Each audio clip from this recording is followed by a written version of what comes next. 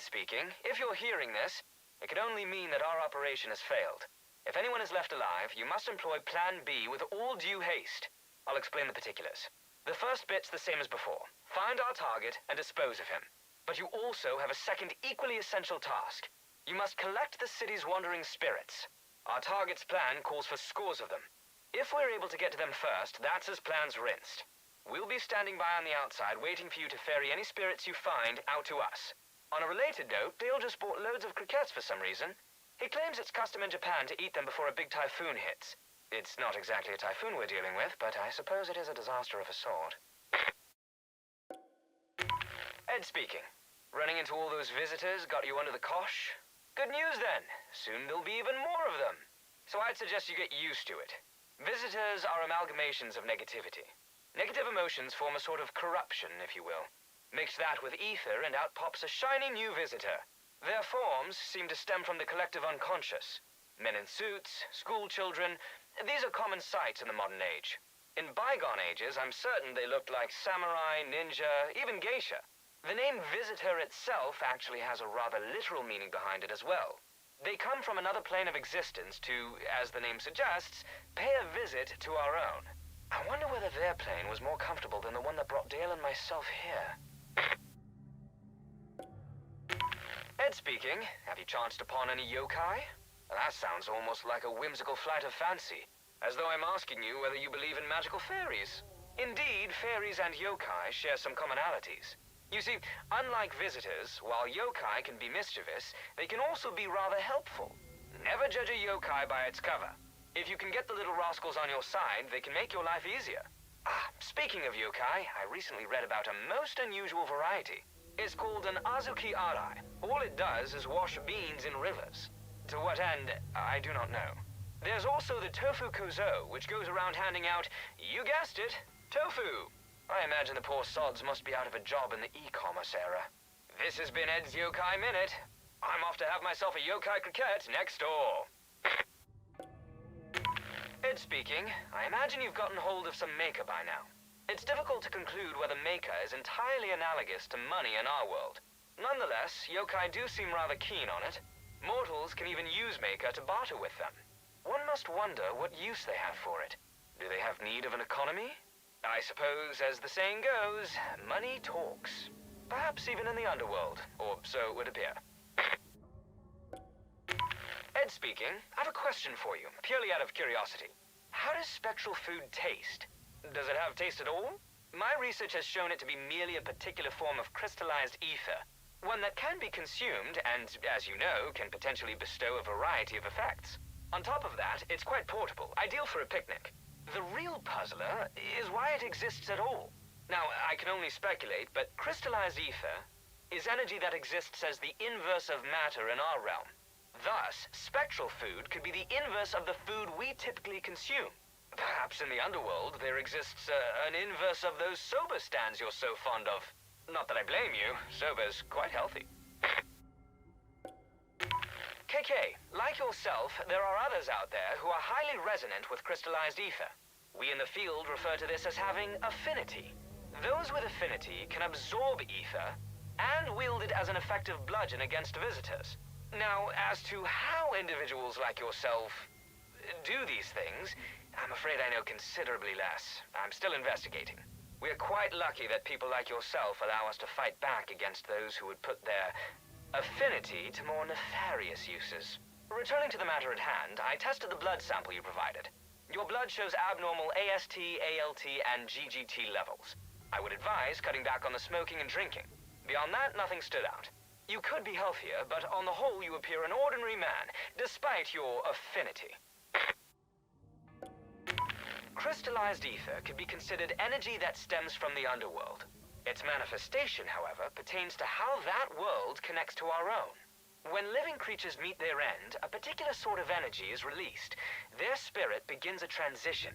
Specifically, a journey from our world to the afterlife. When this occurs, crystallized ether is created. It could be a sort of byproduct of that transitive process. I imagine Shibuya must be rife with the stuff by now. Now, at present, the transition typically only happens in one direction. That is, from our mortal world to the underworld. However, if it is merely a matter of which way the energy flows, reversing it would be possible. Hypothetically. Yet the fact that our enemy is actually attempting this goes beyond the pale. But that is what he is. He cannot be reasoned with. Ed speaking. No matter where one is, they'll always find variegated ideas pertaining to psychological and religious impurity. Consider, for example, a house where an occupant dies being seen as unlucky. However, in Japan, the notion of corruption takes a peculiar form. Perhaps this is because it is in some way rooted in daily life, so ingrained that people hardly notice, and so it grows and festers unbeknownst to many. If he is truly attempting to connect Shibuya and the underworld, then all the corruption that has gone unnoticed will come bursting forth. This in turn will spawn huge numbers of visitors. In a way, you could say that it'll lift the veil on the real Tokyo. Ed speaking. Perhaps you're wondering what the story with this Dale fellow is? Thus far, I've been operating under the assumption that KK would be the one hearing these recordings. Only just now did I realize that that might not necessarily be the case. By this point, you can likely tell what sort of chap I am. On the other hand, I imagine you know little about Dale. How to describe him? He's big. He's got a beard. And that's it. My apologies, I thought I'd have more to say. But I honestly can't bring myself to care. It's all I can do not to fall asleep recording this. I'm sure you understand. Rinko, I've reached the park as we'd planned, but Erica is nowhere to be seen. It's possible she may have gone somewhere else. I'll try my luck at another location. But, given the circumstances, I can't remain in Shibuya for long. I need you to understand, time is ticking. Even without Erica, I need to leave Shibuya. Previously, Erica had a particular question for me. She asked whether Affinity is genetically inherited. I told her that my data doesn't support such a conclusion. Or rather, that I simply haven't enough data to reach one. She didn't appear to be very satisfied with my answer. I have to say, though, the fact that you didn't allow her to fight, that may have been the wrong decision. That's the only real conclusion I can come to under these circumstances. Erica wasn't here either. I hate to do this, but we're getting out of Shibuya while we can. Dale and I can't afford to die here. We must stick to the plan. You and Erica were like sisters, or even mother and daughter. A reclusive man like myself simply cannot fathom how one forms such a bond with a complete stranger. KK put it best. You cared too much about her. So much that you ended up denying the person she really is. Humans are troublesome. It's why I prefer talking into devices such as this one. Other people are simply too difficult to deal with. Regardless of relationship, that never changes. If you won't take me, I'll go myself. Erika, wait! Look, I'm going after her. You two get out of Shibuya like we planned. And what about KK? Tell him he can't let Erika fight. And put this inside the locker at the station. Will do. Tell us where you think Erica may have gone. We'll help search. Starting today, I'm going to test out a dictation application programmed by one of my colleagues. I believe he meant it as an act of kindness, given the restricted movement of my hands. He never directly says such things, but he's certainly aware of the accident. In any case, I'm going to use this as a journal of my thoughts. This morning, my daughter asked if she could have a cat. I suspect she asked her mother as well. We'll have to discuss it when I get home. Taking care of a pet like that would be a good learning experience for her. The issue with pets, however, is that they typically die before their owners. I don't know that she fully understands that. I also worry whether she would take proper care of it. After some time, the responsibility might fall on myself. This morning, my daughter made hotcakes for me. She insists, however, on using the English term pancakes. Evidently, that terminology is becoming common in Japan as well. I asked one of my colleagues, but she had no idea. Perhaps I should have checked with someone else. At any rate, the pancakes were quite good. I did make the mistake of saying it was because of well-produced ingredients. This earned me a lengthy lecture on the importance of timing and heat. Cooking is just science in action, she said. I suppose a scientist like myself should take heed of that. Still, and indeed as a scientist, I was quite proud of her. I'm in a terrible mood. I haven't slept in 2 days. My wife's condition is not good. They say that she could still wake up, as though that should be a comfort. At this point, she can neither speak nor move. Does death always arrive so suddenly? Death. I find the very concept of it difficult to accept.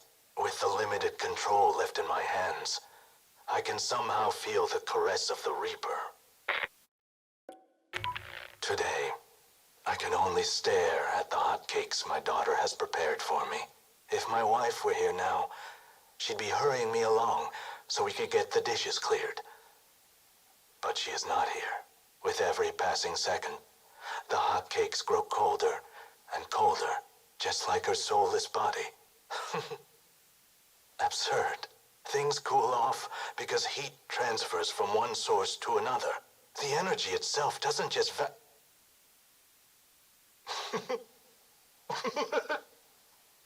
Yes, of course. Her soul hasn't turned into nothing. It has simply left her body. But where to? Where did it go? I can save her. I can do it. I was surprised to find that my assistants seemed to accept my plan. Of course, I haven't informed them of my true objective. I want to bring back the dead. No one would take that seriously. To them, I'm just the same passionate scientist they've always known. I feel some guilt about it. But I'm not doing this for my wife alone. Far from it. Our physical bodies are like shackles on our lives. And I will liberate us from that imprisonment. I will save all humanity. I will be the salvation of every last transient soul. Curiously, I am regaining some function in my hands. Perhaps this too is a sign that I am casting off the chains of my earthly prison.